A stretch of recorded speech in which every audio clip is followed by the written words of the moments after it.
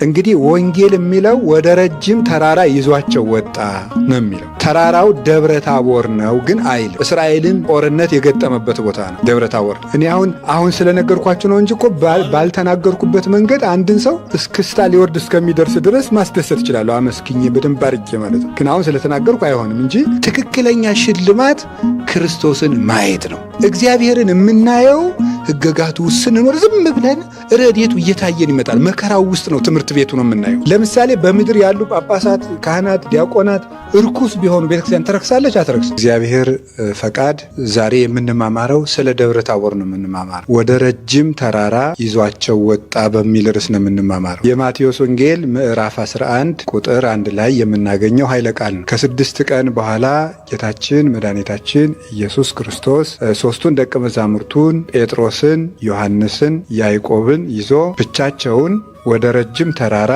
ይዟቸው ወጣ።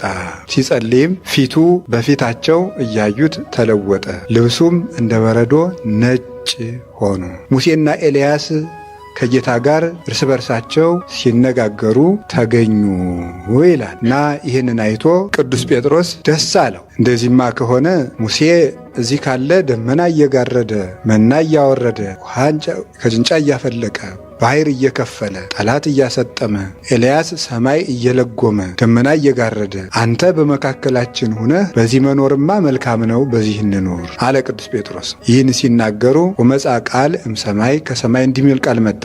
የምወደው የማፈቅረው ልመለክበት ልመሰገንበት ለተዋሕዶ ለመስዋዕትነት የመረጥኩት ልጄ ይህ ነው፣ እርሱን ስሙት አላቸው። እንግዲህ የወሰድነው ይህንን ርዕስ በደብረ ታቦር ተራራ ጌታችን መድኃኒታችን ኢየሱስ ክርስቶስ ሦስቱን ደቀ መዛሙርቱን ይዟቸው ወጣ። አሁን 3 ሐሳቦችን በዛሬው ርዕሳችን እንማራለን። የመጀመሪያው ወደዚያ ተራራ ይዟቸው የወጣ ለምንድን ነው? ረጅም ተራራ ለምን መረጠ? ከተራሮች ሁሉ ደብረ ታቦር ተራራ የተመረጠው ስለምንድን ነው? 2 ሶስተኛ እነዚህ ሰዎች የተመረጡበት ምክንያት ምንድን ነው? ሁለተኛው ሐሳባችን ነው። የመጀመሪያው ቦታው ለምን ተመረጠ እና ከቦታው ጋር የተያያዘ ነገር እንማማራለን። ሁለተኛ እነዚህ ሰዎች የተመረጡት ነገር ምንድን ነው የሚያስተምረን? ሶስተኛው ጌታችን መድኃኒታችን ኢየሱስ ክርስቶስ በዕለቱ ምንድን ነው ያደረገው? እሱን በሚመለከት ስለዚህ ቦታውን በሚመለከት ደቀ መዛሙርቱን በሚመለከትና ጌታን በሚመለከት 3 ነገር ላይ ትኩረት እናደርጋለን ማለት ነው። የመጀመሪያው ቦታው ላይ ትኩረት እናደርግ። እንዲያው ይሄ ደብረ ታቦር የሚባለው ቦታ ከኢየሩሳሌም ወደ 160 ኪሎ ሜትር የሚርቅ ተራራ ነው። ከናዝሬት ደግሞ 23 ኪሎ ሜትር ራቅ ብሎ የሚገኝ ተራራ ነው። ቁመቱ 588 ሜትር ነው። ወደ ላይ ከፍታው ወይም 1843 ጫማ፣ በጫማ ሲለካ 1843 ጫማ ወይም 588 ሜትር ከፍታ ያለው ተራራ ነው ደብረ ታቦር። ወደዚህ ቦታ ነው ይዟቸው የወጣ ጌታ። ከ6 ቀን በኋላ ወደዚህ ተራራ ይዟቸው ወጣ።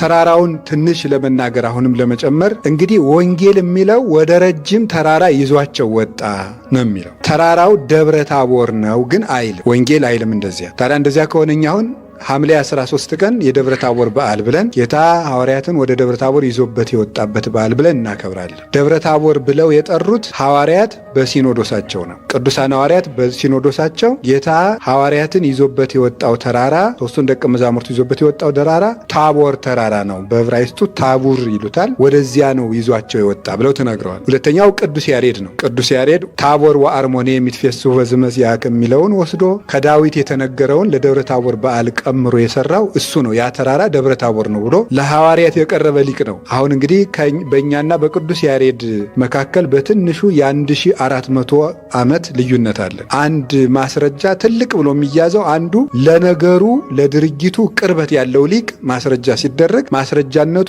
ሚዛን ይደፋል። ቅዱስ ያሬድ አንደኛ በቅድስና ተገልጾለት የተናገረ እውቀት ነው። ሁለተኛ ደግሞ ለዘመኑም ቅርብ ነው። እዚህ ተራራ ምንድን ነው የተከሰተው? ተራራው በብሉይ ኪዳን የተደረገ ብዙ ነገር አለው። የመጀመሪያው አባታችን አብርሃም ከመልከ ጼዴቅ ጋር የተገናኘው እዚህ ተራራ አካባቢ ነው። ከመልከ ጼዴቅ ጋር የሰዶማውያንን ረድቶ የኮሎዶጎሞር ነገስታትን ድል ነስቶ ሲመለስ ኦሪት ዘፍጥረት ምዕራፍ 14 ላይ የምናነበው ማለት ነው። ያ ተራራ ከመልከ ጼዴቅ ጋር የተገናኘበት ተራራ ደብረ ታቦር። ሁለተኛ እስራኤል ወደ ከነዓን ሲመጣ በጣም ትልቁ ተቃውሞ የገጠማቸው እዚህ ተራራ ላይ ነው። 20 ዓመትም የዚህ አካባቢ ንጉስ ደብረ ታቦር ታቦርን ማዕከል አድርጎ ገዝቷቸዋል። ያንን ምሽግ አድርጎ ሲሳራ የሚባለው ንጉስ ለ20 ዓመታት ያክል እስራኤልን እያሰቃየ ሲገዛቸው ኖሯል። ይሄ ሲሳራ የሚባለው ንጉስ 900 የብረት ሰረገላዎችን ይዞ እስራኤልን ጦርነት የገጠመበት ቦታ ነው ደብረ ታቦር። በዛ ጊዜ የነበሩት ባርቅና ነቢይት ዲቦራ ናት እና ነቢይት ዲቦራ ነበረች እስራኤልን እንደ ንግስቱን የምታስተዳድራቸው። በእሷ ጸሎት ባርቅ መስፍኑ ሂዶ ሲገጥም 900 የብረት ሰረገላ የያዘውን 20 ዓመት እስራኤልን በእግሩ እርግጥ በእጁ ጭብጥ አድርጎ የገዛቸውን ንጉስ ድል የነሱት ምንም ሰረገላ ሳይኖራቸው ከዚያ ተራራ ተነስተው ከዚያ ተራራ ገጠሙት፣ በዚያ ተራራ አሸነፉት። ይሄ የተደረገበት ቦታ ነው ታቦር ተራራ። ስለዚህ ጌታችን መድኃኒታችን ኢየሱስ ክርስቶስ ወደዚህ ቦታ ይዟቸው ደቀ መዛሙርቱን ከ6 ቀን በኋላ ወጥተዋል ማለት ነው። እንግዲህ ረጅሙ ነው ታቦር አለ እንጂ ከእስራኤል ግን ረጅሙ ተራራ አንዱ ይሄ ነው። አንደኛ ታሪክ አለው፣ ሁለተኛ ደግሞ ረጅም ነው። 588 እንደገና ትንቢት ተነግሮለታል። እንደምታውቁት ቅዱስ ዳዊት ታቦርና አርሞኒየም ተራሮች በስምህ ደስ ይላቸዋል ብሎ ቅዱስ ዳዊት ተናግሮለታል። ለምን ደስ የሚላቸው? ታቦርና አርሞኒየም በስምህ ደስ ይላቸዋል። ይትፌስሑ በስምከ በስምህ ፈጽሞ ደስ ይላቸዋል። ለምን? ስልጣንህ ከኃይል ጋር ስለተገለጠበት በደብረ ታቦር ታቦርና አርሞኒየም ደስ ይላቸዋል። ለምን? ያንተ ስልጣን ከኃይል ጋር ተገልጦበታልና ይላል ቅዱስ ዳዊት። ያንተ ስልጣን ከኃይል ጋር ስለተገለጠበት ታቦርና አርሞኒየም ደስ ይላቸዋል። ተራሮቹ ማለት በአንድ በኩል ምድርም ፈጣሪዋን ታውቃለች አይደል? የእግዚአብሔር የእጁ ስራ ሁሉ እግዚአብሔርን ያመሰግናል ሲባል ፍጥረታት እግዚአብሔርን ያውቃሉ። ሰማይ ይባርክዎ ሰማይ ወምድር እግዚአብሔር፣ ሰማይና ምድር እግዚአብሔርን ያመሰግኑታል። እሳት ላይ ለእግዚአብሔር፣ እሳቱ ሁሉ ሙቀቱ እግዚአብሔርን ያመሰግነዋል። ባህር አየችው ሰገደችለትም ብሏል። ባህር ፈጣሪዋን ታውቃለች። ዮናስ ከእግዚአብሔር ኮብልሎ ወዴት ሄዶ ነበረ? ወደ ጠርሴስ ሲሄድ ማን ናት የያዘችው? ባህር ናት የያዘችው። ንጉስን ተሸሽጎ የሚኮበልልን በግዛቱ ያሉ ምኖች ይዙታል? ወታደሮች ይዙታል አይደል? ስለዚህ ምድር ባህር የማን ሰራዊት ናት ማለት? የእግዚአብሔር። አንተ ሌባ የት ነው የምትሄድ ብላ ያዘችው ነው። ምድር የእግዚአብሔር ሰራዊት ነው። ምድር የእግዚአብሔር ሰራዊት ነው። ሰማይ የእግዚአብሔር ሰራዊት ነው። እነዚህ ሁሉ የእግዚአብሔር ሰራዊቶች ናቸው። የእግዚአብሔር ግዛት ያልሆነበት ቦታ አለ መሰለ? እኛ ራሱ የእሱ ወታደሮች ነው ብለው ለቀም አድርገው አስረው አስረከቡት ይላል። ማንን? ዮናስን እጅና እግሩን አስረው ለእግዚአብሔር አስረከበችው። ማን? ባህር። ስለዚህ ምድርና ሰማያት ሁሉ እግዚአብሔር አገልጋዮች ናቸው። እግዚአብሔርን ያውቁታል። አብቂ ሲላት ታበቅላል። ሰማይና ምድር ይሰሙታል እግዚአብሔርን። ታውቃላችሁ። ሰማይ ስማ ምድርም አድምጭ፣ ልጅ ወለድኩ አሳደግኩ ሙንቱሰ አለውኒ፣ እነሱ ግን ከዱኝ ወነጀሉኝ። ስለዚህ ምድር አንቺ ስሚኝ ሰው አልሰማይ ብሏል። ሰማይ አንተ ስማኝ ሰው አልሰማይ ብሏል እግዚአብሔር። ትንቢተ ኢሳይያስ ምዕራፍ 1 ቁጥር 1 ጀምሮ ሲናገር ስማይ ማለት ዝናብ ለዘር ጠል ለመከር አትስጥ፣ ምድር አድምጭ፣ የዘሩብሽን አታብቅይ፣ የተከሉበሽን አታጽድቂ፣ እኔ ያልኩሽን ስሚ ሰውማ አልሰማይ ብሏል እግዚአብሔር። ስለዚህ ምድርና ሰማይ እግዚአብሔርን ይሰማሉ እና ታቦርና አርሞኒየም ደስ ይላቸዋል። በቁሙ ደስ ይላቸዋል። ሊቃውንቱ ሲተረጉሙ እንዴት ነው ደስ የሚላቸው? እንደው ደብረ ታቦርስ ብርሃኑን ገልጾበት ነው። አርሞኒየም ምን አግኝቶ ነው የተደሰተ የሚለውን ሲተረጉሙ ደብረ ታቦር ላይ ጌታ የገለጸው ብርሃን እስከ የት ደርሷል ነው? እስከ አርሞኒየም ድረስ ደርሷል። አርሞኒየም ድረስ ስለደረሰ ማዶና ማዶ ይታያሉ አርሞኒየም ተራራ። ስለዚህ እዚያ ድረስ ደርሶ በጌታ ብርሃን አርሞኒየምም ደብረ ታቦርም ደስ ይላቸዋል ተብሎ ተነግሯል። ትንቢት ስለተነገረበት የቅድሞቹ ታሪኮችም ስላሉበት ረጅምም ስለሆነ በዚህ ምክንያት እግዚአብሔር ይህን ተራራ መርጦታል። አንድ ትንቢቱ ነው። ሁለት ታሪክ የተደረገባቸው ሁለቱ ታሪኮች ናቸው። ሶስተኛ ደግሞ ረጅም ነው። ከዚህ የተነሳ እግዚአብሔር ኢየሱስ ክርስቶስ ይህንን ተራራ ለክብሩ መገለጫ መርጦታል። ከ6 ቀን በኋላ ነው እንግዲህ እነዚህን የመረጣቸው። ከ6 ቀን በኋላ 6 ቀን መሀል ላይ ያሉት ቀኖች ናቸው። ሉቃስ 8 ቀን ነው የሚለው መጀመሪያውን ቀን እና መጨረሻውን ረስቶ። ያ ማለት ማቴዎስ ወንጌል ምዕራፍ 16 ላይ እንደምንመለከተው ጌታ ሐዋርያትን እንዲህ ብሎ ጠይቋቸው ነበር አይደል? እንደው ሰዎች እኔን ማን እያሉኝ ነው ብሎ ጠይቋቸው ነበር። ሰዎች እኔን ኤልያስ ነው የሚሉ አሉ፣ ከነቢያት እንዳንዱ ነህ የሚሉ አሉ ብለው መለሱለት። አሁን እንደዚህ ብለው የሚመልሱት ጌታ ለምንድን ነው እንደዚህ ብሎ የጠየቃቸው? ፈሪሳውያን የሚያወሩትን ወሬ ሐዋርያት ቋጥረው ይዘውታል። ይሄ እኮ ነቢይ ነው፣ ይሄ እኮ እንደ ኤልያስ ያለ ነው፣ ይሄ እኮ ፍጡር ነው እያሉ እነሱ የሚያወሩትን ወሬ ሐዋርያትም ይዘውት ኑረዋል። መምህሩን ለተማሪ ሲያሙ ሰምታችሁታል። ለምንድን ነው መምህራችሁ ግን ከኃጢአተኞች ጋር የሚበላ? ደቀ መዛሙርቱን ሲያሙ ከኃጢአተኞች ጋር የሚበላ፣ ለመምህሩ ደግሞ ደው ሲያሙ ምንድን ነው ያሉት? ለምንድን ነው ደቀ መዛሙርት በሰንበት እሸት እየቆረጡ የሚበሉት አሉት ማለት ነው። እና መምህርን ለተማሪ ተማሪ ለመምህር ማማት ያለ ነው። ለሚስት ባልን ማማት፣ ለባል ሚስትን ማማት የተለመደ እንደሆነ ሁሉ ማለት ነው። ይሄ ሁልጊዜ አለ። ይገርማቸዋል እኮ የፈሪሳዊነት ጠባይ ማለት ይሄ ነው።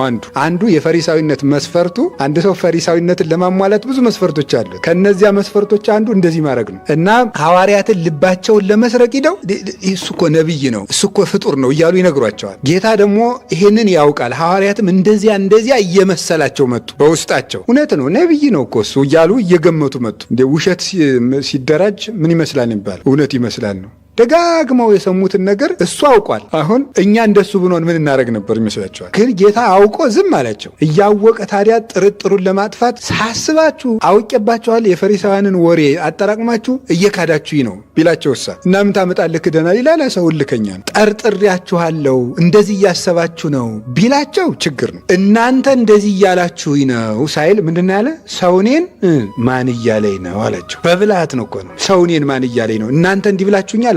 ከዛ ምን አለ? የውስጣቸውን ምን አሉ? ብቻ እኛ እንኳን አላልከን እንጂ ሰውማ ካልክ እኛ ብቻ እኛ ፈርተን ነው እንጂ ሰውማ እንዲህ እያለ ነው። የራሳቸውን ጭምር እኮ ነው። ሰውማ ኤልያስ ነህ እያለ ነው፣ ሰውማ ነቢይ ነው እያለ ነው ብለው የራሳቸውን በደንብ አድርገው ወጡ።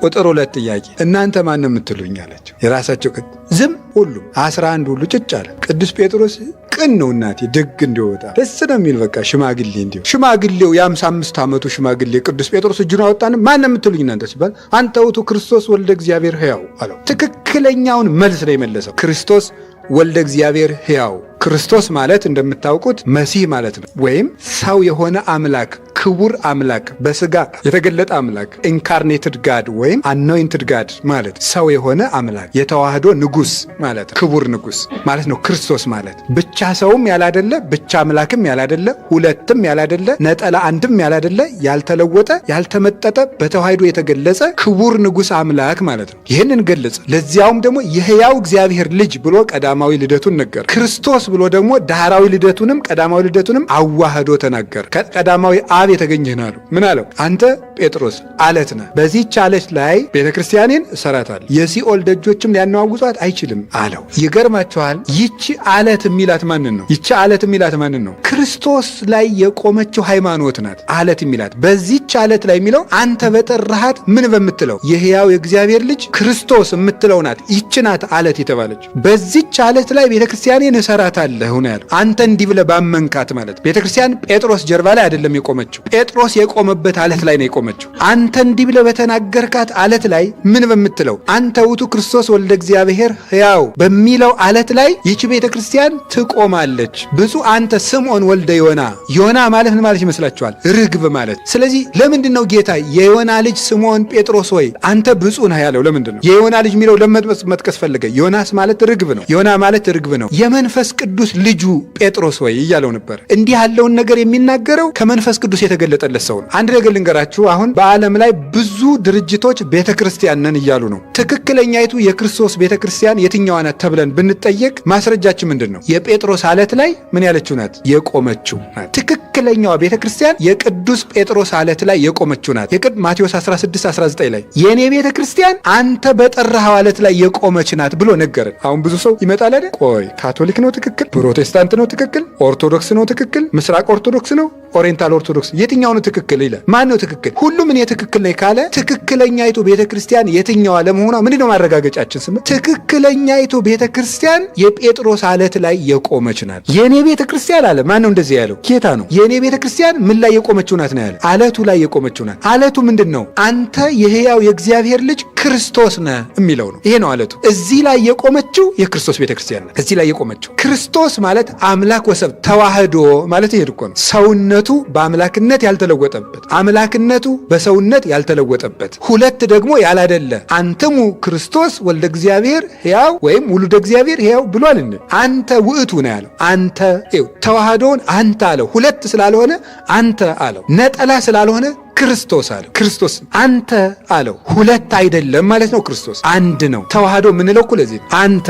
ከዚያስ ደግሞ አንተ ሲለው ደግሞ ቃል ብቻ ነው፣ ወይም ቃል ተለውጦ ስጋ ብቻ ነው፣ ወይም ስጋ ተለውጦ ቃል ብቻ ነው እንዳንል ክርስቶስ አለ። ክርስቶስ ደግሞ አንዱ አካል ብቻ አይባልም። ቅቡዕ ማለት ነው፣ መሲህ ማለት ነው። እይደለወኒ እስምዮ ለቃለ እግዚአብሔር ክርስቶስ ቃልን ከስጋ ለይቼ ክርስቶስ አልለውም፣ ስጋንም ከቃል ለይቼ ክርስቶስ አልለውም ይላል ቅዱስ ቄርሎስ። ቃልን ከስጋ ለይቼ ክርስቶስ አልለውም፣ ስጋን ከቃል ለይቼ ክርስቶስ አልለውም። እንግዲያማ ሁለት ናቸው አይደሉም አንተ ነው ያለው።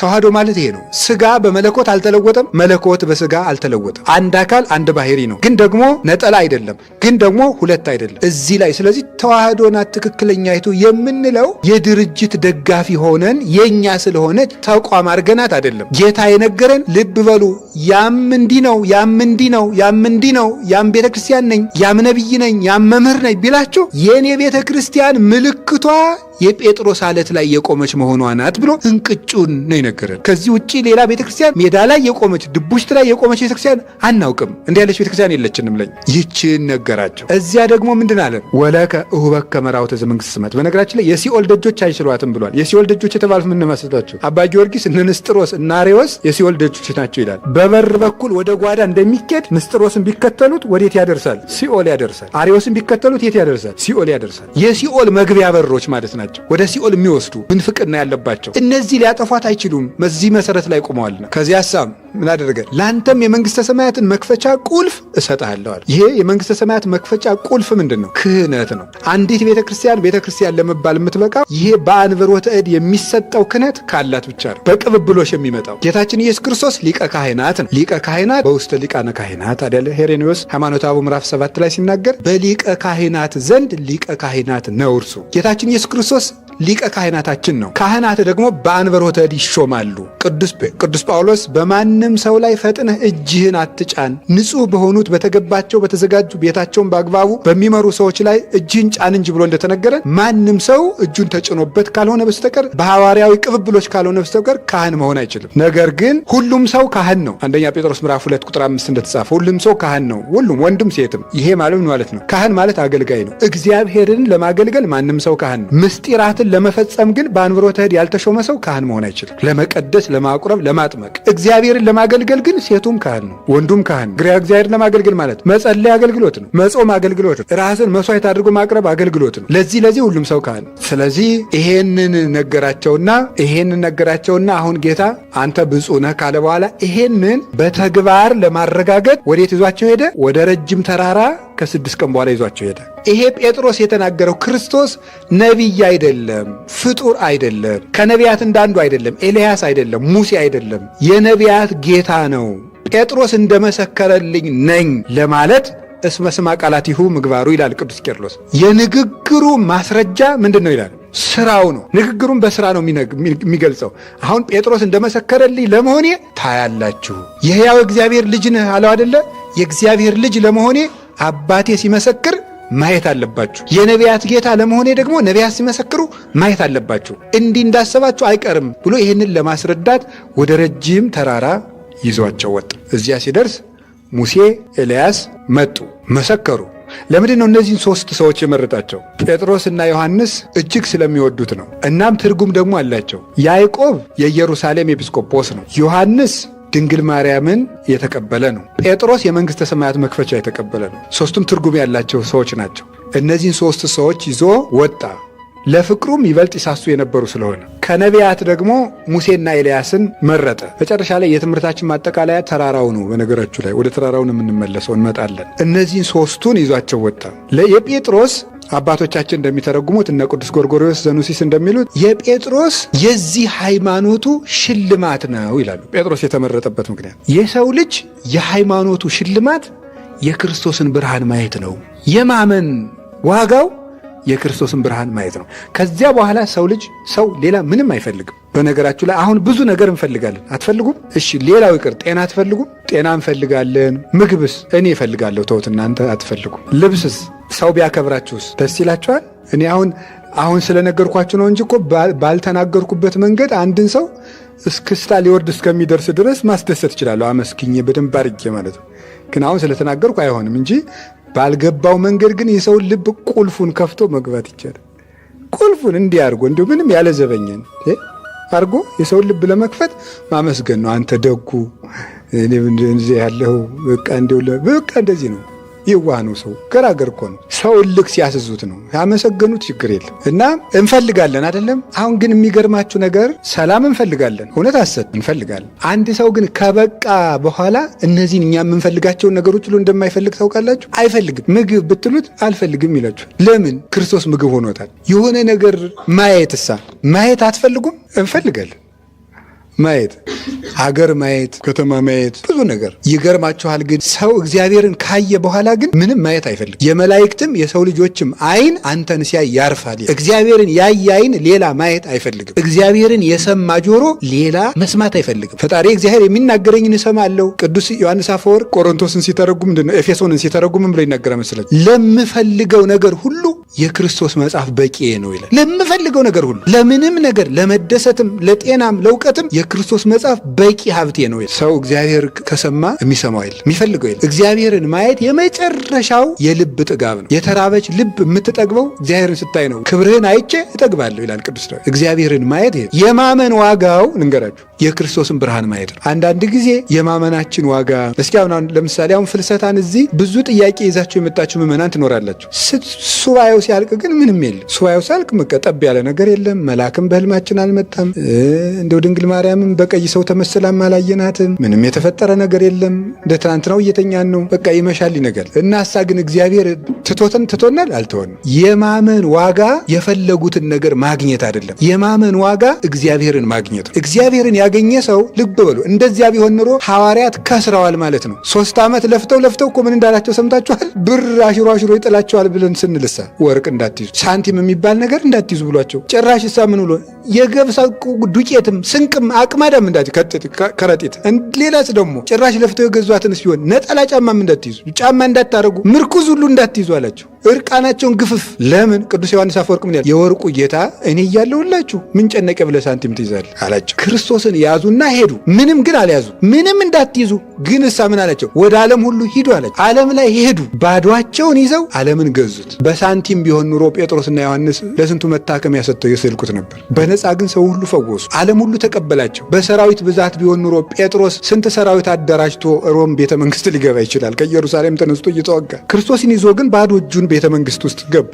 ኔሮንን ፊት ለፊት ሞገቱት እነ ቅዱስ ጳውሎስ። ባዷቸውን ገብት ምንም የለንም ግን ሁሉ አለን። ማንም አያውቀንም አለ። ማንም አያውቀንም፣ ሁሉ ያውቀናል። የአንድ ሰፈር ገበሬዎች ሄደው ዓለም ሁሉ አወቃቸው። የእነሱን ቃል ያልሰማ ጆሮ የለም። እንዲህ ሁሉ ያደርግና የፍቅሩ ሽልማት የቅዱስ ዮሐንስ ደግሞ የድንግልናው ሽልማት ናት ይላል ሊቁ። የድንግልናው ሽልማት የክርስቶስን ምን ማየት ነው? ብርሃን ማየት ነው። ትክክለኛ ሽልማት ክርስቶስን ማየት ነው። እግዚአብሔርን የምናየው ሕገጋቱ ውስጥ ስንኖር ዝም ብለን ረድኤቱ እየታየን ይመጣል። መከራው ውስጥ ነው ትምህርት ቤቱ ነው የምናየው እንጂ እግዚአብሔር እየመጣ ደህና ዋላችሁ አይልም። እግዚአብሔርን የምናየው ኑሯችን ውስጥ ሲረዳን፣ የከበደው ሲቀልልን፣ ድካሙ ውስጥ ሆነን አሉ ነገር። ይሄንን ማስረዳት የማይቻሉ ነገሮች ናቸው በእርግጥ እና ቅዱስ ዳዊት እኮ ለዚህ ነው እኔስ ተውኝና ቅዱስ ዳዊት ምንድን ነው ያለ? የእግዚአብሔርን ቸርነት ራሱ ከሱ በላይ ማስረዳት የሚችላል ጥቀ ኄር እግዚአብሔር ለልቷነ ልብ ብሎ አይደለም። ግን ምንድን ነው ያለ? እግዚአብሔር ቸር መሆኑን እንዲህ ነው እንዲያ ነው ብዬ አልነግራችሁም እና ምን አድርጉት ነው ያለ? ቅመሱት ነው ያለ። ጣዕሙ ወተአይምሩ ከመሄር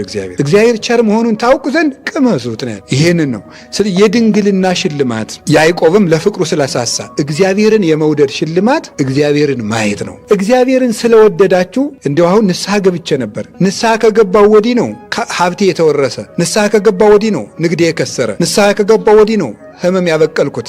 ጸሎት ከጀመርኩ ወዲህ ነው የሚያቃዥ እንቅልፍ የምተኛው ልትል ትችላለህ። እውነት ነው።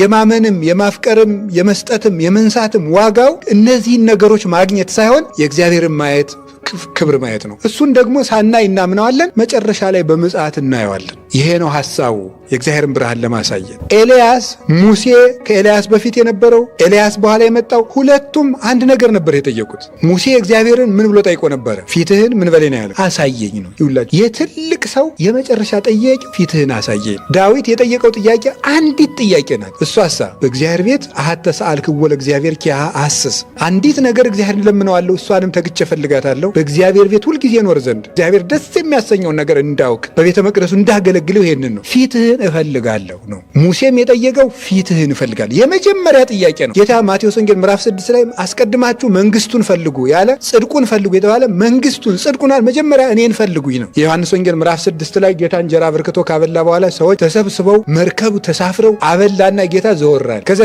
መርከብ ጀልባ ፈላልገው እንደምንም ብለው መምህር አጥተንህ እኮ ፈልገን አቤት ትጋቱ። ከዚያ ምን አላቸው? አይ የእጄን ታምራት የቃሌን ትምህርት ብላችሁ አይደለም አላ በእንተ ዘበላይክሙ ህብስተ ወጸገብክሙ በልታችሁ ስለጠገባችሁ ነው የፈለጋችሁ። ለዚህ አትፈልጉኝ፣ ለዚህ አትድከሙ፣ ለማይጠፋው መብል ድከሙ አላቸው። ክርስቶስን መፈለጋቸውን አልነቀፈውም። የፈለጉበትን ምክንያት ግን ነቀፈው። የሚፈልጉት ለእንጀራ ነበር፣ የሚፈልጉት ለሆነ ነገር ነበር። ክርስቶስ በክርስቶስነቱ ርቧቸው አልነበረም የሚከተሉት። መፈለጋቸው በጎ፣ ጀልባ ፈላልገው ተሳፍረው መከተላቸው በጎ፣ የሚከተሉት ግን ለእንጀራ ብለው መሆኑ ክፉ ነው። እንጀራ ብሎ የመጣ ሰው እንጀራ ሲያገኝ ይመለሳል። እግዚአብሔርን ብሎ የመጣ ሰው እግዚአብሔርን ብሎ ይኖራል። እግዚአብሔርን ቢመልስልንም ባይመልስልንም እግዚአብሔር አምላካችን ነው። ባይሰጠንም ቢሰጠንም እግዚአብሔር ፈጣሪያችን ከቃሉ ጋር ናቸው። ስለዚህ ሙሴም እግዚአብሔርን አሳየኝ፣ እንደ ሙሴ ያለ ደግ ማን አለ? ፊትህን አሳየኝ። አንዲት ጥፋት አጠፋ ብሎ እኮ እግዚአብሔር ይገርማቸዋል እኮ 40 ዓመት የለፋበትን ርስት እኮ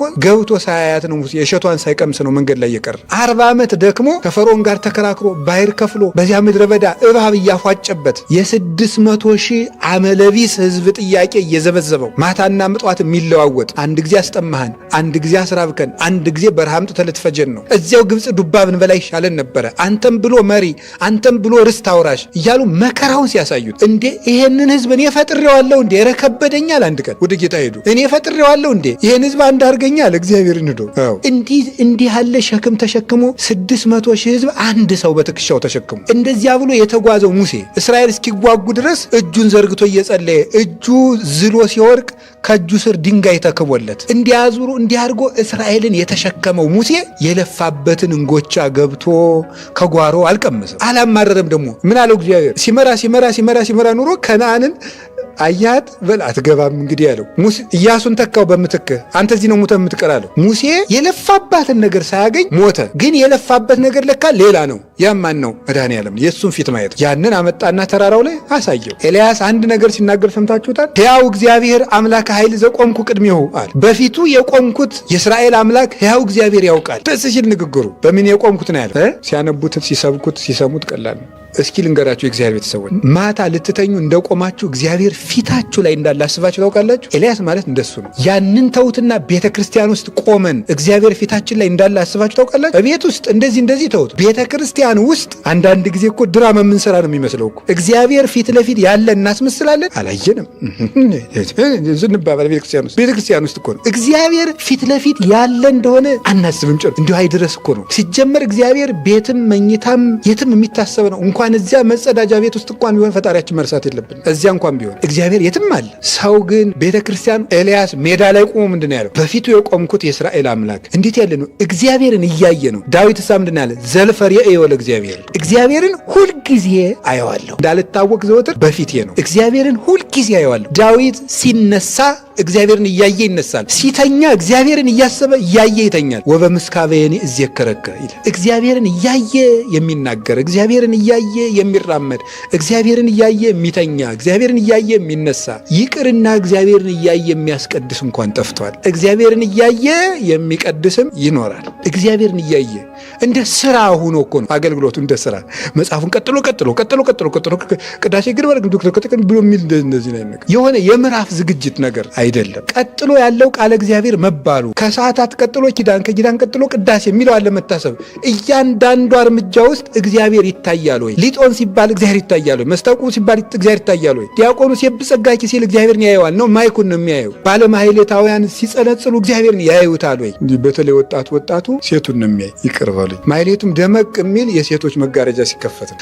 የወጣቶቹን ነው ያልኩት። የምሬን እኮ ነው። ይሄ ነገር መታረም ያለበት እግዚአብሔር የሚታይም። ኤልያስ እግዚአብሔርን አየዋለሁ በፊቱ ቆሜያለሁ አለ። ሙሴም ማየት ፈልገዋለ።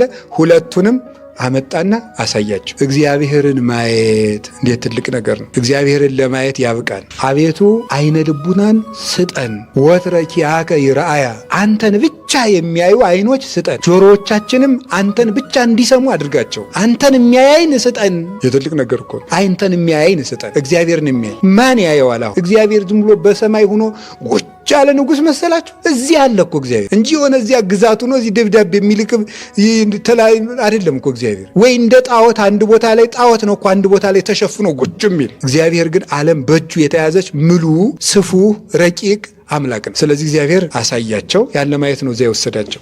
ስለዚህ እግዚአብሔርን የምናመልክ ክርስቲያን የሆነው ማንን ለማየት ነው? እግዚአብሔርን ለማየት። ኤልያስ እና ሙሴ የተመረጡት የቃል ኪዳን ስላላቸው ነው። አሁን ረጅሙ ተራራ ላይ ልውሰዳችሁ። ረጅሙ ተራራ ማናት ይመስላችኋል? ርዕሳችን ምንድን ነው?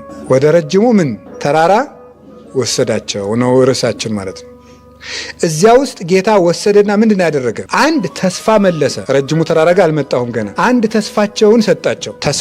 ተስፋ የቀጠራቸውን ቀጠሮ ፈጸመላቸው። ሁለተኛ ምን አደረገ? የሐዋርያትን ልብ አሳረፈ። ሶስተኛ ምን አደረገ? የራሱን ክብር ገለጠ። ምንድን ያደረገ? 3 ምስክሮችን አስመሰከረ። ምስክር አንድ ማንና ማን ናቸው የመሰከሩለት? ኤልያስና ሙሴ። እና ኤልያስና ሙሴ በፊቱ ቁመው ነበር የሚለውን ቅዱስ ቄርሎስ ሲተረጉም ይላል። በፊቱ ቁመው ነበር የሚለውን ሲተረጉም ይላል። መቆም ማለት ምን ማለት ነው ይላል? ጥብቅና ማለት ነው። እገሌ ለገሌ ቆመለት ይባላል። ኤልያስና ሙሴ ለክርስቶስ ስጋዌ ለክርስቶስ አምላክነት ምስክር ቆመው ነበር ማለት ነው። ክርስቶስ አምላክ ለመሆኑ ለዚህ ሐሳብ ሙሴ በ5ቱ መጻሕፍቶቹ፣ ኤልያስ ማለት ነቢያት በጠቅላላ፣ ሙሴ የራሱን መጽሐፍ ወክሎ መጣ። ኤልያስ ነቢያትን በጠቅላላ ወክሎ መጣ። የሙሴ መጻሕፍትና የነቢያት መጻሕፍት ለክርስቶስ ጌትነት ምስክር የቆሙ ናቸው ማለት ነው። ኤልያስና ሙሴ በፊቱ ቆመው ነበር ማለት ይሄ ነው። በነቢያትና በሙሴ መጻሕፍት ሁሉ የክርስቶስ ጌትነት የተመሰከረ ነው። ስለዚህ ምን አለ ቅዱስ ጳውሎስ ኤፌሶን ምዕራፍ 2 ቁጥር 20 ላይ በነቢያትና በሐዋርያት መሰረት ታንጻችኋል፣ የማዕዘኑ ራስ ደግሞ ማን ነው አለ? ጌታችን ኢየሱስ ክርስቶስ ነው ብሎ ተናገረ። ስለዚህ የጌታችን ኢየሱስ ክርስቶስ ጌትነቱ፣ ሰው መሆኑ፣ ታምራቱ፣ ሞቱ፣ ስቅለቱ፣ ትንሣኤው እኛ እንደ እንግዳ ደራሽ እንደ ውሃ ፈሳሽ አግኝተን የሰበክ ነው ሳይሆን በነቢያት የተሰበከ በመንፈስ ቅዱስ ተአምራት የጸደቀ የታመነ ለአሕዛብ የተሰበከ ለመላእክት የተገለጠ እውነት ነው። እኛ ያመጣ ነው አይደለም። አንደኛ ሙሴና ነቢያትን አስመሰከረ። ሁለተኛ ማንን አስመሰከረ? አባቱን አስመሰከረ። ኤልያስ ነው፣ ሙሴ ነው፣ እገሌ ነው ብለውት ነበረ። ኤልያስ ነው፣ ሙሴ ነው ማለት ክርስቶስ ሩቅ ብሲ ነው፣ የፍጡር ልጅ ነው ማለት። አብ መጣና የኔ ልጅ ማን ነው ሙሴ የሚለው? ማን ነው ኤልያስ የሚለው? የኔ ልጅ ነው፣ የኔ የባህሪ ልጅ ነው ብሎ መሰከረለት። አንተ የሕያው የእግዚአብሔር ልጅ ነህ ብሎ ነበር ቅዱስ ጴጥሮስ። ይሄንን አዎ የኔ ልጅ ነው ብሎ ማን መሰከረ? እግዚአብሔር አብ መሰከረ። የኔ ልጅ ነው ብሎ መሰከረ። ከአባቱ አስመሰከረ። ሶስተኛስ ራሱ በተግባር መሰከረ። ምን አድርጎ? እኔ እኮ ሰውን ለማዳን በጠባብ ደረት በአጭር ቁመት ስጋ ለብሼ ነው እንጂ ከፊቴ መቆም የማትችሉኝ ብርሃን ነኝ አለና ጌትነቱን ቦግ አድርጎ ገለጸው። የዚያን ጊዜ መቆም አቃታቸው፣ ፍግምግም ብለው እንደ ሻሽ ተነጠፉ። ስለዚህ በገዛ ስልጣኑ ታቦርና አርሞኒየም በስምህ ደስ ይላቸዋል፣ ደብረ ታቦር ደስ ይለዋል። ለምን እንደሚሉ ነቢያት ሐዋርያት ደስ ይላቸዋል። ታቦር አርሞኒየም የሚሉት ነቢያትና ሐዋርያት ነው ውክልናቸው፣ ትርጉሙ መንፈሳዊ ትርጉሙ። በስምህ ደስ ይላቸዋል እግዚአብሔር አብን። እንዴት የሚደሰቱ መዝራዕትከ ምስለ ኃይል፣ ክንድህ ከኃይል ጋር ተገልጦ ማለት ልጅህ በስልጣኑ ተገልጦ ብርሃነ መለኮቱን ገልጾ። ወልድ ከሆነሳ መዝራዕትከ ምስለ ኃይል፣ ስልጣንህ ከኃይል ጋር ተገልጿልና ነቢያት ሐዋርያት ሙሴና ኤልያስ 3ቱ ሐዋርያት ደስ ይላቸዋል። ኢየሱስ ክርስቶስ ሆይ ስልጣንህ ኃይል ከማድረግ ጋር ተገልጾ። ቅዱስ ጴጥሮስ አንድ ሰቀላ ለአንተ እንስራ፣ አንድ ሰቀላ ለሙሴ፣ አንድ ሰቀላ ለኤልያስ እና እዚህ እንቀመጣለን። ደመና መጣና ጋረደው። አንተ የኔ ልጅ ጎጆ ሰርተ የምታኖረው አይደለም አለ እግዚአብሔር አብ። የኔ ልጅ እግዚአብሔር ቀድሞ ለሙሴ ሲገለጸለት በምንድን ነበር የሚገለጸለት? ዘተናግሮ ለሙሴ በአምደ ደመና ይላል ቅዱስ ያሬድ። በምንድን ያት የተነጋገረው? በደመና አምድ ነው። በደመና ከተናገረ ታዲያ ምንድን ነው?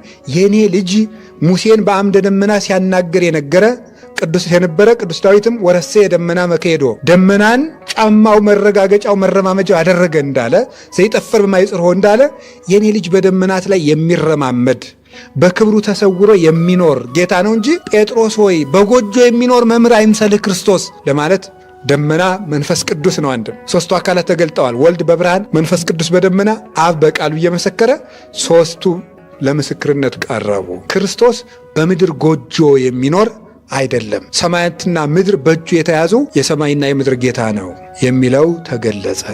ስለዚህ ጌታችን ይህን ነበር የተናገረው። እንዲሁ ተገለጥልኝ እንላለን እኮ የማይሆንልን እኮ ነው። እንዲሁ እኔ አሁን እግዚአብሔር እንዲሁ ልታይ ቢለኝ አይለኝም፣ እንደማይለኝ ተረጋግጠ ቢለኝ ተወውንም እውነቴን ነው የምነግራችሁ። የማይሆንልኝን እንዲህ አቅም አላችሁ እንዲሁ ብቻ እኔ ይግለጥልኝ፣ ይርዳኝ፣ ይቅር ይበለኝ ነው የምንል እንጂ ልህ ወይ ድፍረት እንዴት ብዬንም እንዴት ብለን እናየዋለን? አይታይም። አይን እኮ ያስፈልጋል ለማየት አይደል? እስቲ ዕለቱን ለተወለደ ልጅ ትልቅ ባውዝ አይኑ ላይ አብሩለት። ምን ይሆናል? አይኑ ይጠፋል፣ እልም ድርግም ብሎ ይጠፋል። እኛ እኮ ገና ልጆች እኮ ነን፣ ታውቃላችሁ? ገና ልጆች እንደተወለድን እኮ ነን፣ ግን አልበሰልንም እኮ። እንኳን እግዚአብሔርን እኮ አንድ ቅዱስ የማየት አቅም ያለው አይን የለንም። ይሄው ጴጥሮስና ፍግምግም ብለው ወደቁ እዚያቸው። እንዲያውም ምጽአት መስሏቸው ዓለም ሊያልፍ መስሏቸው ነበር እናቶች።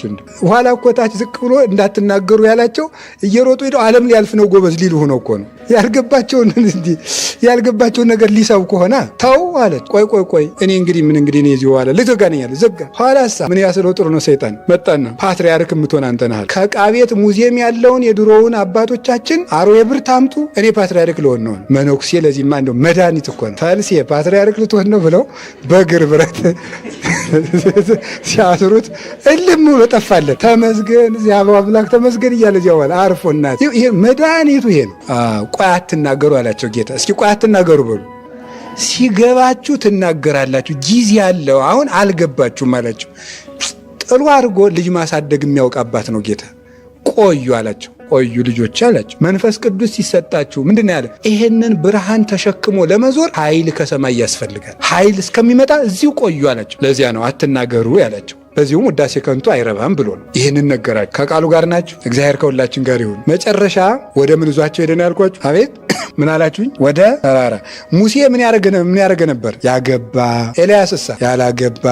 ማን ነው የሚጸድቀው? አቤት ይሄንን ነው ጌታ ማሳየት የፈለገው።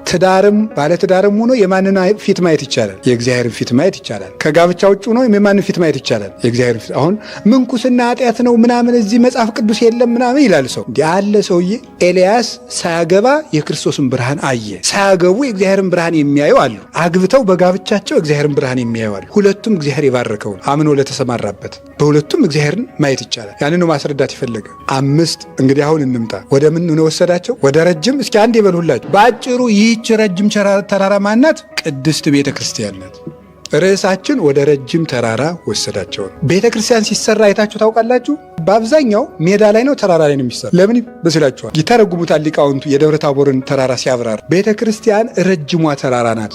ሁልጊዜ ከፍ ካለ ቦታ ላይ የምትሰራም ለዚያ ነው። ለምን ሲባል ምንድነው ትርጉሙ? 3 ትርጉም ነው ያለው። አንደኛው ረጅም ተራራ የምትባልበት ምክንያት ቤተ ክርስቲያኒቱ ይሄ ተራራ ሰማይ የነካ መስሎ አይታይም ስታዩት፣ የመላእክት ጭምር ቤተ ክርስቲያን ናት ለማለት። የሰማያውያን ጭምር ቤተ ክርስቲያን ናት፣ የእኛ ብቻ አይደለችም። ቤተ ክርስቲያኒቱ እኮ የመላእክት ናት አላያቸው ብለን ነው እኮ አሉ እኮ። እንደው ሌላውን ብትተውት ለቅዱስ ቄርቆስ አሁን እዚህ ላይ ምንድን የሚል ቃል ኪዳን አለው? ያ በአንተ ስም በተሰራ ቤተ ክርስቲያን ቀንና ሌሊት ቃል ኪዳን ሲሰጠው ጌታ 300 መላእክት እንዳይለዩ ታደርጋለሁ። 300 መላእክት በአንተ ስም የተሰራ ቤተ ክርስቲያንን ሌት ተቀን እንዳይለዩ ታደርጋለሁ የሚል ቃል ኪዳን ገብቶለታል ጌታ። መላእክት ጭምር የሚያገለግሏት ናት የእኛ ቤተ ክርስቲያን። እኛ የምናዝባት፣ እኛ የምንፈልጣት፣ እኛ የምንቆርጣት፣ እኛ ከሌለች የምትዘጋ አይደለችም። ቤተ ክርስቲያን ለማንም ሰው ነው የምታስፈልገው እንጂ ሰው ለቤተ ክርስቲያን ጠቃሚዋ አይደለም። ቢያገለግል ራሱን ነው የሚጠቅመው፣ ቢሰጥ ራሱን ነው የሚቀበል መልሶ። አላውቱ ይትቀደስ። ይሄን ቅዳሴ የሚቀድስ ሰው ድንግል ማርያምን የሚቀድስ አይምሰለው ይላል ቅዳሴ ማርያም። ራሱ ይቀደሳል እንጂ እንዲሁ ይሄን የኛ ቆርጦ የሚጥለው ምን? እውነቴን ነው። ትክክል አይደለም። በአንዲቱ ቤተ ክርስቲያን ነው ማመን የሚገባው። በአንዲቱ ቤተ ክርስቲያን። ይቺ ቤተ ክርስቲያን የመላእክት ቤተ ክርስቲያን ነው። ቅዱሳት መጻሕፍትን ባለማወቃችሁ ትስታላችሁ። ይኸውም ድንቅ የሚሆነው የሃይማኖታችን ምስጢር ነው። በሥጋ የተወለደ ወተሰብከ በውስተ አሕዛብ፣ ለአሕዛብ የተሰበከ በመንፈስ ቅዱስ የጸደቀ ለመላእክት የታየ ክርስቶስ ነው ይላል ቅዱስ ቄርሎስ 8ኛው ድርሳን ላይ ሲናገር። ለመላእክት የተገለጠ ሃይማኖት ነው ይሄ። የመላእክት ቤተ ክርስቲያን የመላእክት ናት፣ ቤተ ክርስቲያን ናት። ማንም ሰው በልቡ ክዳትን እንዳይዝ ይጠንቀቅ፣ ራሱን ይመርምር፣ እግዚአብሔር ያያል። የእግዚአብሔርን ቤተ ክርስቲያን የሚጠብቁ መላእክት በዚህ አሉና የሚለው ዲያቆኑ መላእክት በዚህ አሉ። የመላእክት ቤተ ክርስቲያን ናት። ለሰው ይብላኝ እንጂ እግዚአብሔር በመላእክት ያገለግላል፣ ይቀድሳታል ቤተ ክርስቲያኒቱ። ሁለተኛስ ረጅሚቱ ተራራ ቤተ ክርስቲያን ናት። አሁን እንዳልኳቸው ረጅም ተራራ የምትባለው ምንድን ነው? ሰማያዊት ናት ነው። ምድራዊት መንግስት አይደለችም፣ ሰማያዊት ናት። ባለቤት ያላት ቤተክርስቲያን ናት። ሰማያዊት ናት። ጌታ የዮሐንስ ወንጌል ምዕራፍ 18 ላይ ጲላጦስ የአይሁድ ንጉሥ አንተ ነህ ሲለው ምንድን ነው ያለው? መንግስቴ የሰ የኔ መንግስት ከዚህ ዓለም አይደለችም ነው ያለው። የኔ መንግስት ያላት ማንን ነው? ቤተክርስቲያንን። ቤተክርስቲያን ሰማያዊት ቤተ መንግስት ናት። ቤተክርስቲያን ውስጥ ሊጸልዩ የሚገቡ ሰዎች ምንድን ናቸው? በእግዚአብሔር ቤተ መንግስት ውስጥ የሚገቡ ሰዎች ናቸው። ቤተክርስቲያን ውስጥ የሚያገለግሉ ካህናት፣ ዲያቆናት የእግዚአብሔር መንግስት ሰራተኞች ናቸው። የእግዚአብሔር መንግስት እንዴት ያለ ትልቅ ነገር ነው! የአንዲት ሀገር ፕሬዚደንት አሁን ጠርቶ አንተ ከዛሬ ጀምሮ የጠቅላይ ሚኒስትሩ ጽህፈት ቤት ኃላፊ ሆናል ቢላችሁ ምን ትላላችሁ?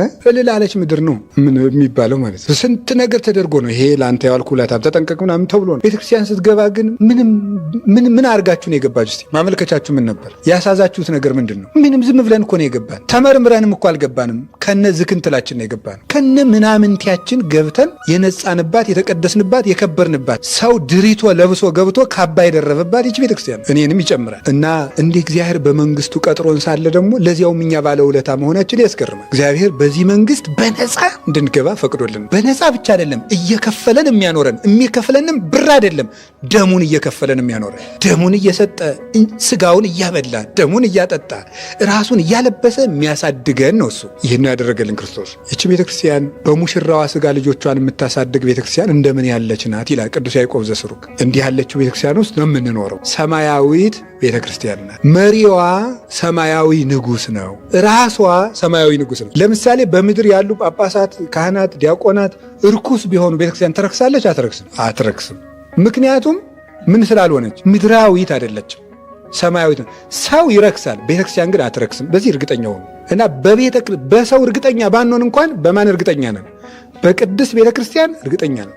መቅረዙን የሚመራው ብርሃን ክርስቶስ ስለሆነ። አንደኛው ነገር ምንድነው መሰላችሁ? ተራራ ወንጌልና ቤተክርስቲያን ናት። ብርሃን የታየ ተራራው ላይ ከወጡ በኋላ ነው። አንድ ሰው እዚህ ውስጥ ስለ ቤተክርስቲያን ሊነግራችሁ ነው። ስለ ቤተክርስቲያን እግዚአብሔር አብርሃምን ይወደዋል። አብርሃምና መልከጼዴቅ የተገናኙ የት ዙሪያ ነው ነበር ያልኳችሁ? አቤት ሊቀ ካህናቱ መልከጼዴቅ ማለት ምን ማለት ነው?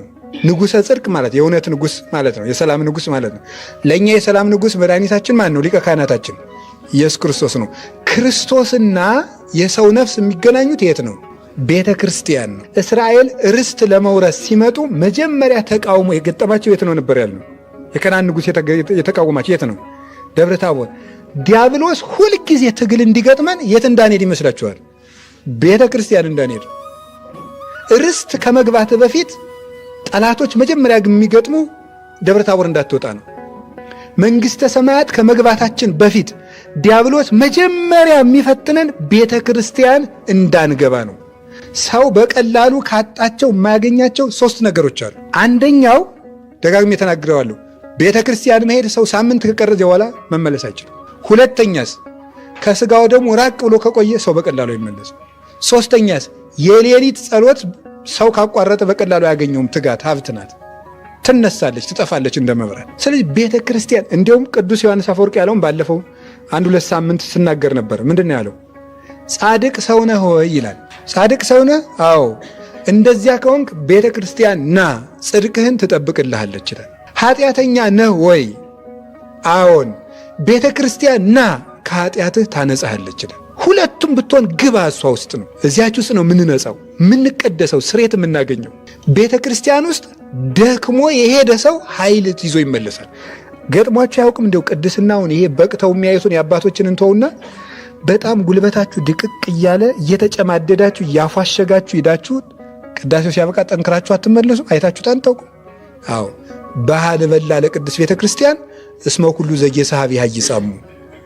ቤተ ክርስቲያንን እንደምን አለሽ ሰላም ላንቺ ይገባል እንበላት፣ ወደ እሷ የሄደ ሰው ደክሞ አይመለስም ብሏል ቅዱስ ያሬድ።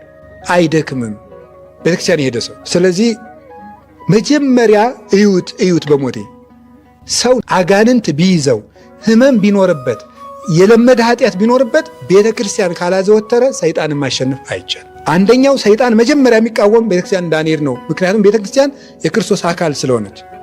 ሌላስ የክርስቶስን ብርሃን የምናየው የት ስለሆነ? ቤተክርስቲያን ስለሆነ። ሌላስ ነቢይት ዲቦራና ባርቅ ጠላቶቻቸውን ያሸነፉ የት ላይ ሆነው ነው ያልኳቸው? ሰይጣንን የምናሸንፈው የት ሆነን ነው? ቤተክርስቲያን ሆነን ነው። እርግጠኛ ሆኜን የምነግራቸው እግዚአብሔር በሚያውቀው አባቶቻችን የጻፉትን ማለት። ሰው ቤተ ክርስቲያንን ተለይቶ አጋንንትንም ራሱን ማሸነፍ አይችልም። የልማድ ኃጢአት አለ አይደል? ቤተ ክርስቲያን አዘውትር እዚያ ውስጥ ካልገባን አይለቅም። እየሄድኩስ መች ለቀቀኝ፣ አሁንም እዚያው ቀጥል። ምንድነው የሚለው? ሀቤከ አንቃይዶና አዕይንተነ ዘትነብር ውስተ ሰማይ ከመ አዕይንተ አግብርት ውስተ ደግዚሆሙ ወከመ ዓይነ አመት ውስተ ደግዝእታ ከማው አዕይንቲነ ሀበ እግዚአብሔር አምላክነ እስከ አመ ይሳሃለነ። የሎሌዎች ዓይን ወደ ጌቶቻቸው እንደሆነ የሴት አገልጋዮችም ዓይን ወደ እመቤቶቻቸው እንደሆነ እንደዚሁም ሁሉ የእኛም ዓይኖች ወደ እግዚአብሔር ናቸው። እስከ መቼ የሚለውን ዳዊት ሲመልስ እግዚአብሔር ይቅር እስኪለን እሱ በቃ እስኪለን ድረስ ከነበዳላችንም ቢሆን ቤተ ክርስቲያን ውስጥ እንመላለስ። እዚያ ውስጥ ብርሃን አንድ ቀን እናያለን። የእውነቴን ነው የምነግራቸው። ጴጥሮስም እኮ እነ ቅዱስ ጴጥሮስ እና ሐዋርያትም እኮ ደፍተው የወረባ ያረበውን ወግም ተነጋግረው እንዲያ ብለው ነው ሄደው ብርሃን ያዩ። እንዲያም ብለው ደግሞ አልገባቸውም። ቆይተው ነው ከቃሉ ጋር ናቸው። ያለ ቤተ ክርስቲያን ድል መንሳት የለም። ሰይጣን የያዘው ሰው ካለ አዘውትራችሁ ኪዳን እንዲያደርስ አድርጉት። ለ40 ቀናት ያክል በቃ ይለቀዋል። በዚህ ሀገር ሰይጣን የሚያስለቅቁ አሉ ምናምን አትድከሙ። ቤተ ክርስቲያን ውስጥ ሂዱ። ደብረ ታቦር ላይ ሆኖ የተዋጋ ሰው ድል ይነሳል። መጽሐፈ መሳፍንት ምዕራፍ 5 ላይ እንደተጻፈ ቤተ ክርስቲያን ውስጥ ሆኖ የተዋጋ ሰው አጋንንትን ድል ይነሳቸዋል። ይህንን ነው ጌታ ያስተማረን በረጅሙ ተራራ።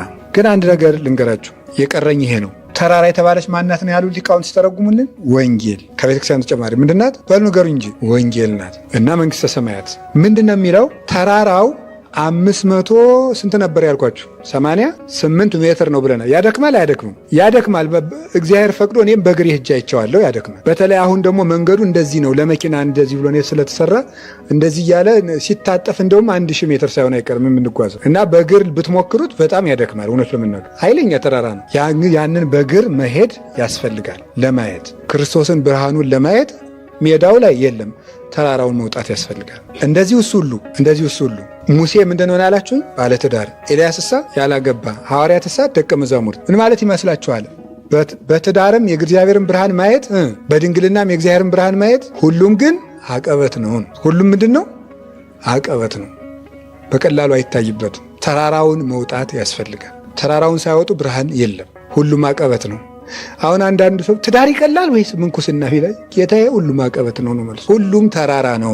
ምንኩስናውን ስታስበው ረንዴው ከዚህ ሁሉ ይላል። አሁን ያገባው ሰው ረንዴው ከዚህ ሁሉ ገዳሜ እንመድልሽ ይላል። ዋዛ መስሏል። እዚህ ፍዳ ነው ጎበዝ። ማምላክን አስቸጋሪ ነው። የበቁትን ሰይጣን ራሱ ይላል መጽሐፈ መነኮሳት፣ የበቁትን ራሱ ተገልጾ ይታገላቸዋል። ጀማሪዎችን ግን በወንድሞቻቸው አድሮ ይታገላቸዋል። አብረዋቸው በሚኖሩ ፍጹሙን ራሱ ነው የሚታገለው የዘጋውን። በማህበር ሲኖሩ እሳ ደግሞ ወንድሞቻቸውን ጋሻ አድርጎ ይዋጋቸዋል። የራሳችን ስጋ ይዋጋናል፣ አጋንንት ይዋጉናል።